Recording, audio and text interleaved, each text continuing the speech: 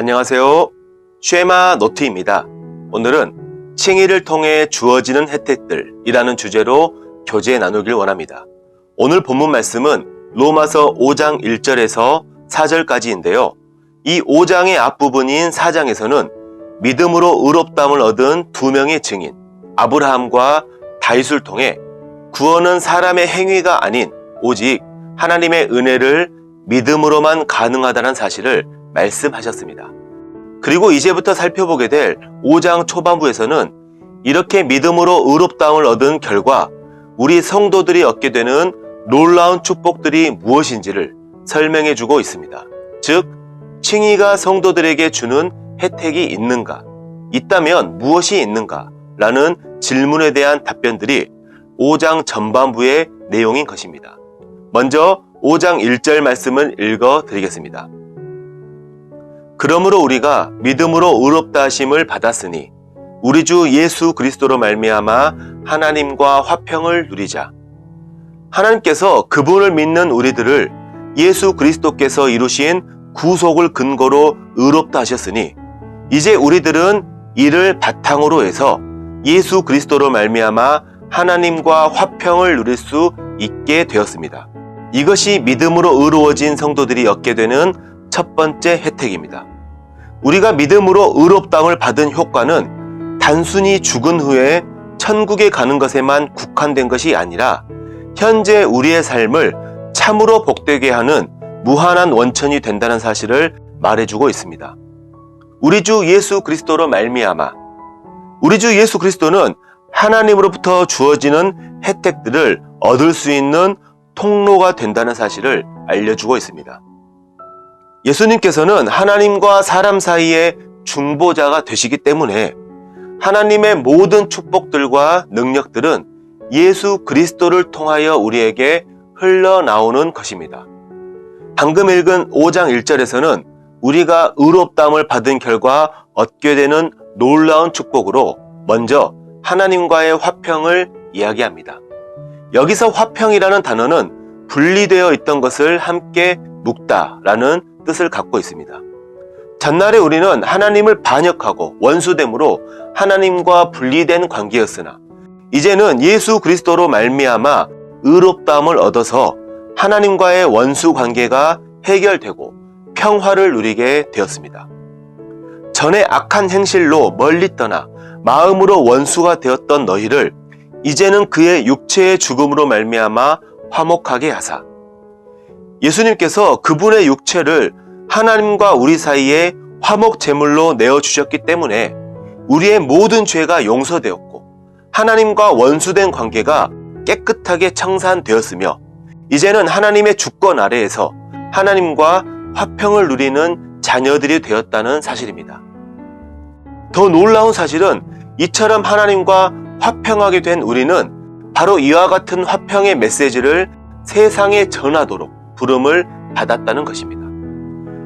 그분께서 그리스도로 말미암아 우리를 자기와 화목하게 하시고 또 우리에게 화목의 직책을 주셨으니 이 말씀은 우선적으로 복음을 전함으로 불신자들이 하나님과 화평을 이루도록 인도하는 직책을 맡았다는 의미입니다. 그 다음으로 이 말씀은 성도들과의 관계 속에서도 동일하게 적용이 됩니다. 내가 하나님과의 화평을 이루었다면 당연히 하나님의 자녀들과의 화평으로도 이어지는 것입니다. 또한 나로 인해 성도들이 화평하게 되어야 할 것입니다. 우리 모두는 하나님으로부터 받은 화목의 직책을 얼마나 충성스럽게 수행하고 있는지 한 번쯤은 스스로 돌아볼 필요가 있겠습니다. 다음으로 5장 2절 말씀 읽겠습니다. 또한 그로 말미암아 우리가 믿음으로 서 있는 이 은혜에 들어감을 얻었으며 하나님의 영광을 바라고 즐거워하느니라. 우리 성도들은 믿음으로 하나님의 은혜에 나아감을 얻게 되었고 하나님의 영광을 소망하고 즐거워할 수 있게 되었습니다. 이것이 우리가 의롭다함을 얻은 결과로 누리게 되는 두 번째 축복입니다. 전날에 우리들은 왕이신 하나님 앞에 감히 나아갈 수도 없던 더럽고 무능한 죄인이었으나 이제는 주 예수님으로 말미암아 의인으로서 하나님의 존재 앞에 당당하고 자유롭게 나아갈 수 있는 특권을 얻게 되었습니다. 우리가 그 안에서 그를 믿음으로 말미암아 담대함과 하나님께 당당히 나아감을 얻느니라. 예수 그리스도 안에서 우리의 위치는 예수님께서 가지고 있는 위치만큼 온전하고 영원한 것입니다. 하나님께서 그 아들 예수 그리스도를 사랑하시고 기뻐하시고 만족해 하시는 만큼 우리를 사랑하시고 기뻐하시고 만족해 하십니다. 우리는 이 놀랍고도 영광스러운 사실을 믿음으로 하나님 앞에 담대하고 당당히 나아갈 수 있는 것이고, 이 사실을 누리는 믿음의 분량만큼 우리에게 주어지는 즐거움과 자랑과 기쁨은 커질 것입니다. 우리의 몸은 지금 이 땅의 나그네로 살아가고 있지만 장차 하나님의 영광이 나타날 것이고, 우리는 그 위대하신 영광에 참여하게 될 것입니다. 우리의 믿음의 눈이 그 영광을 온전히 바라볼 수 있다면 우리는 이 소망으로 인해 자랑하고 기뻐할 수밖에 없을 것입니다. 그런데 율법주의자들 중에서 이렇게 질문했던 사람들이 있었습니다. 지금 너희가 말하고 있는 혜택들은 모두 듣기에는 좋아 보이는 것들 뿐인데 지금 그리스도인들은 이 복음으로 인해 모두 다 핍박과 고통을 당하고 있지 않느냐? 그렇다면 당신들이 말하는 복음은 이러한 환난 속에서도 효과를 나타내고 있는가? 이러한 질문에 대한 답변이 3절과 4절 말씀입니다. 다만 이뿐 아니라 우리가 환난 중에도 즐거워하나니 이는 환난은 인내를, 인내는 연단을, 연단은 소망을 이루는 줄 알미로다. 다만 이뿐 아니라 의롭다함을 얻은 결과 중에 좋게만 보여지는 것들, 곧 하나님과의 화평, 하나님의 은혜의 나아감, 미래의 영광에 대한 소망뿐만 아니라 부정적으로 보여지는 것들, 곧 슬픔, 괴로움, 상처, 좌절과 같은 환난 중에서도 구원을 통해 주어지는 혜택은 분명하게 효력을 나타낸다는 것입니다.